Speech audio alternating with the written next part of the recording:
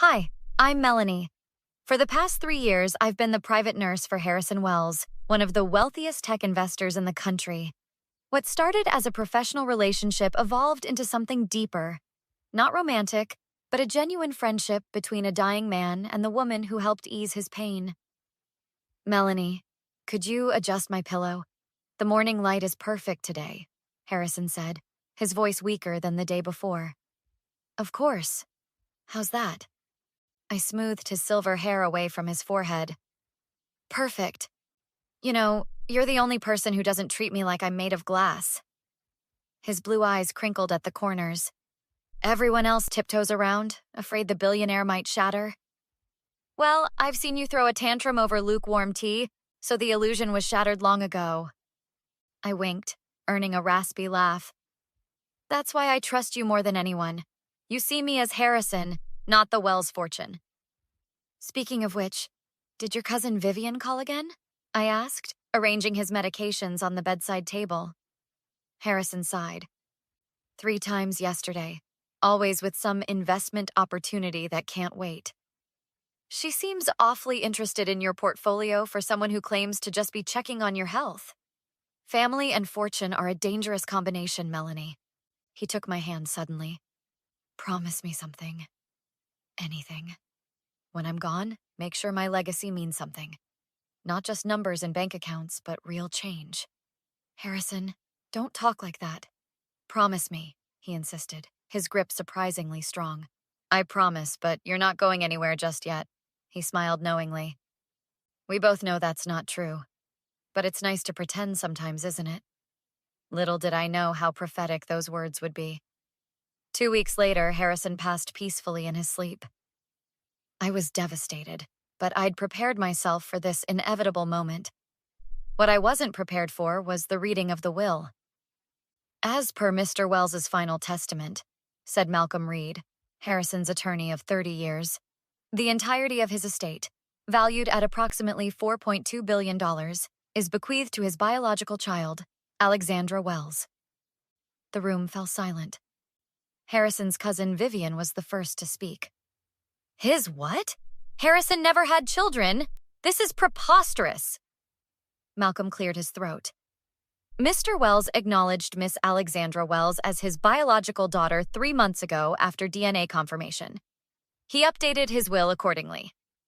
I sat frozen, my mind racing.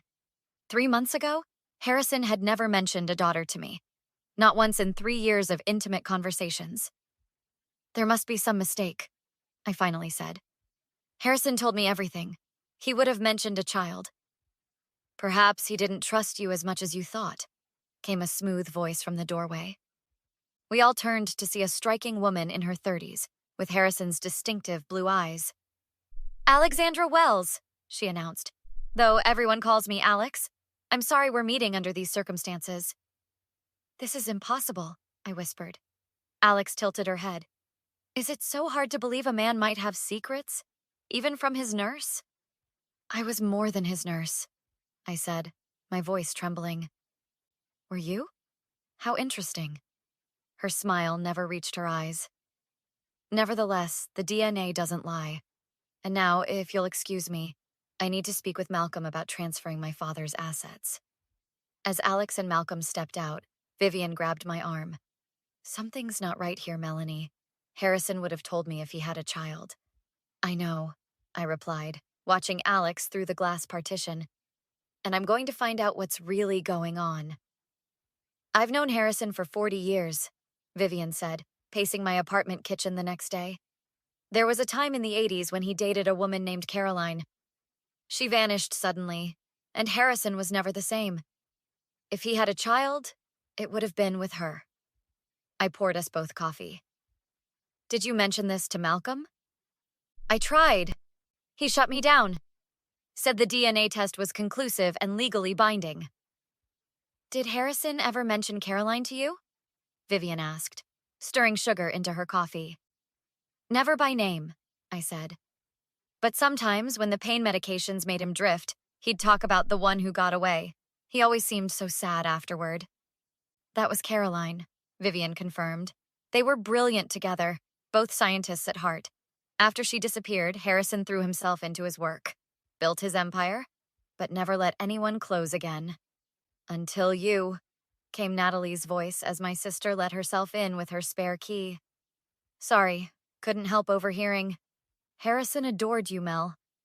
Not enough to tell me about a secret daughter, I muttered. Because there isn't one, Vivian insisted. I'd bet my life on it. My phone rang. Malcolm himself. Melanie, I need to see you. Can you come to the office? There's something unusual about this situation. An hour later, I sat across from Malcolm in his oak-paneled office. I've been Harrison's attorney since before he made his first $1 million, Malcolm said, removing his glasses. He would have told me about a child. That's what I've been saying. The DNA test seems legitimate, but... Malcolm lowered his voice. Harrison left this for you. I was instructed to give it to you privately if anyone contested the will on grounds of unexpected heirs. He handed me an envelope containing a flash drive. What's on it? I asked. I don't know, but Harrison was methodical. If he suspected someone might try to claim his fortune. You're suggesting he anticipated this? That's paranoid, even for Harrison. Malcolm leaned forward. Is it? A dying billionaire with no direct heirs? He's been fending off opportunists his entire life. But a fake daughter? That's extreme. $4 billion makes people extreme, Malcolm replied grimly. Be careful, Melanie. Wealth like Harrison's attracts dangerous people. My sister Natalie called just as I was leaving Malcolm's office. Mel, there's someone at your apartment. Says her name is Diana Rivers. Claims she knew Harrison. Diana was in her 70s, elegant with silver hair and a sharp gaze. I was Harrison's research assistant in the 70s, she explained. I saw the news about his daughter and knew something was wrong. Why come to me? I asked. Because Harrison mentioned you in his last letter to me. Said you were the only one who really knew him. Natalie crossed her arms. And we should trust you because I know Caroline Wells, Harrison's only love. She wasn't pregnant when she disappeared. She was being hunted. Hunted? I echoed.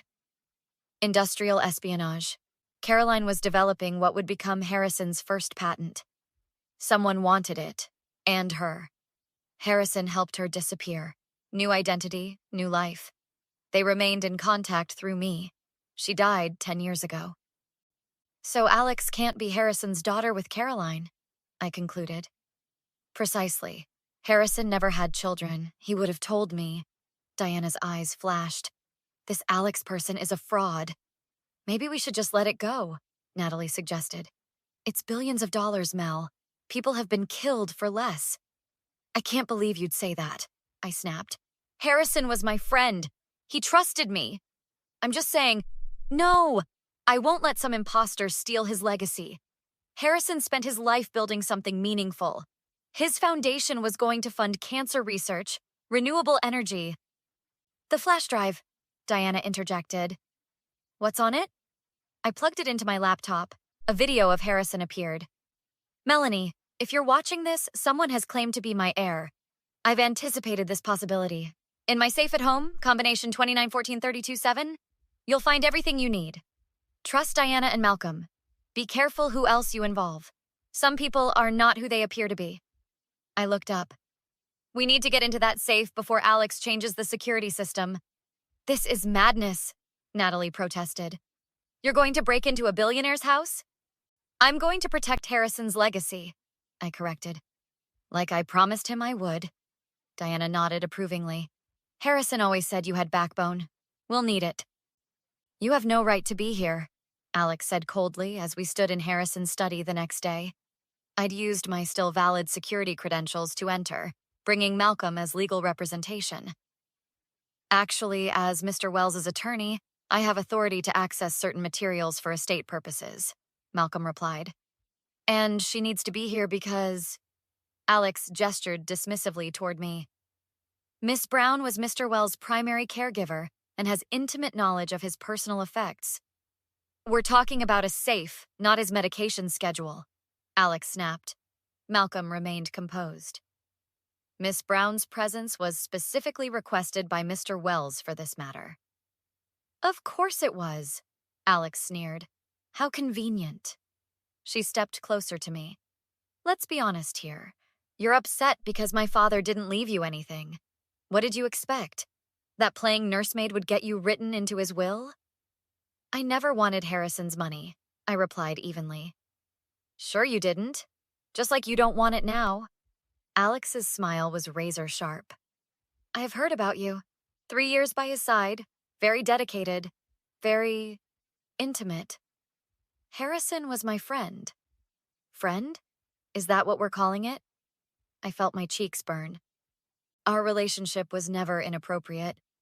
Yet here you are, breaking into my house. This isn't your house yet, Malcolm intervened. The estate is still in probate. A technicality that will be resolved shortly, Alex countered. Unless you're suggesting my father's will isn't valid? I'm suggesting we follow proper procedures, Malcolm replied carefully. Alex folded her arms. You have 15 minutes. Then I'm calling security. Your father's security team still reports to the estate, Malcolm reminded her. Not to you. While they argued, I moved to the painting that concealed Harrison's safe.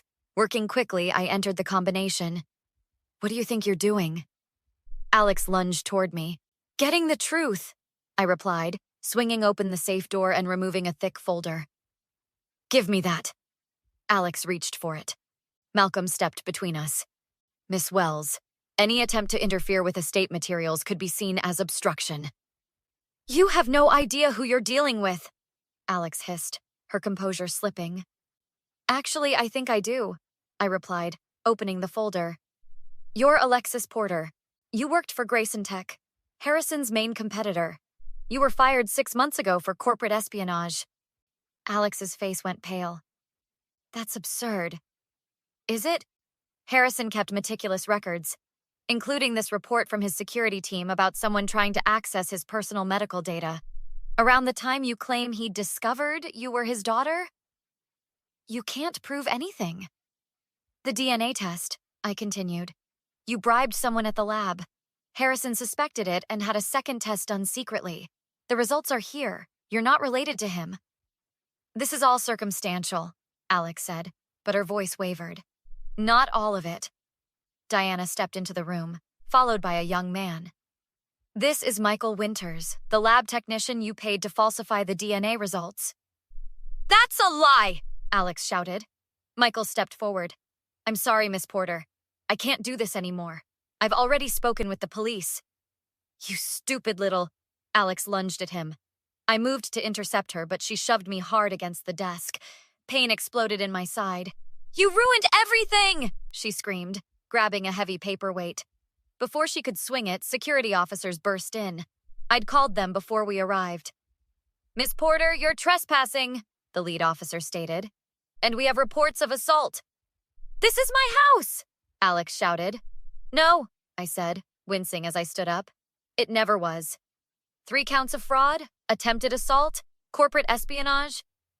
Detective Rivera listed the charges against Alex 2 weeks later. She'll be facing significant jail time. We sat in Malcolm's office as he prepared to execute Harrison's actual will. The falsified DNA test was clever, Malcolm admitted.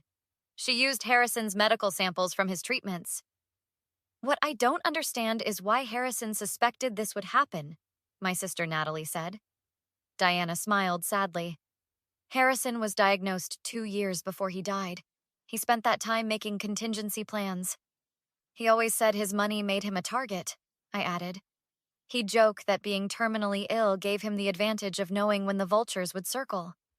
Not a joking matter in the end, Malcolm said gravely. Then why not just write her out of the will immediately when he discovered the fraud? I asked. Evidence, Malcolm explained. He needed her to commit to the fraud fully to ensure charges would stick. Harrison was always playing the long game. So what happens to the estate now? Natalie asked. Malcolm opened a document. After specific bequests, the bulk goes to the Wells Foundation for medical research, renewable energy, and educational initiatives, with Melanie named as executive director. My heart stopped. What? Harrison knew you'd never accept a direct inheritance, Diana explained. But he wanted someone he trusted running his legacy. I don't have the experience to run a billion-dollar foundation, I protested. You have integrity, Malcolm countered. Harrison valued that above expertise. He's arranged for an experienced board to assist you. It's what he wanted, Mel, Natalie said softly. He trusted you. The next day, as we were leaving the courthouse after Alex's arraignment, she called out to me. Melanie, wait! Against my better judgment, I paused.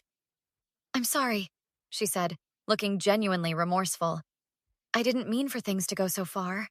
I was desperate after losing my job. When I learned about Harrison's illness, you saw an opportunity, I finished. Yes, but I would have done good things with the money, research, charities. Stop. You're only sorry you got caught. That's not true. I made a terrible mistake, but people deserve second chances. You took care of Harrison. You know he believed in forgiveness. Harrison believed in justice? I corrected. And you'll get exactly what you deserve. Please, she pleaded. I have information about Grayson Tech that could be valuable to the Foundation. We could work together. No, whatever game you're playing now, I'm not interested. It's not a game. I really am sorry. I turned away. Your apology means nothing to me. Harrison trusted people and you exploited that. You tried to steal not just his money, but his legacy. What would Harrison want? She called after me. I stopped and turned back. He'd want his real wishes honored, and they will be. 3 months later, the Wells Foundation launched its first major initiative, a research center dedicated to the rare form of cancer that took Harrison's life. He would be proud, Diana said as we toured the facility. I still miss him, I admitted. Every day. He knew you would carry on his work with integrity, Malcolm added. That's why he trusted you. Do you think he knew how much this would change your life? Vivian asked, having finally made peace with Harrison's true will. I think he knew exactly what he was doing, I smiled. He once told me that true wealth wasn't in what you owned, but in what you built that outlived you. Smart man, Natalie remarked. And stubborn, Diana added with a laugh. Once he decided on something, wild horses couldn't change his mind. To Harrison, Malcolm raised his glass in the sunlit atrium of the new research center. To Harrison, we echoed. Natalie squeezed my hand. So what happens next? I looked out at the research center that would help thousands. We honor his legacy, not because of his money, but because of who he was. As we walked through the laboratories that would soon be filled with brilliant minds working toward cures, I felt Harrison's presence. Not in some mystical way, but in the impact his life continued to have. What would you do if someone tried to steal your legacy? Would you have the courage to fight for what's right, even when it seems impossible? Harrison taught me that true wealth isn't measured in dollars, but in the lives we touch. And that's a fortune worth protecting.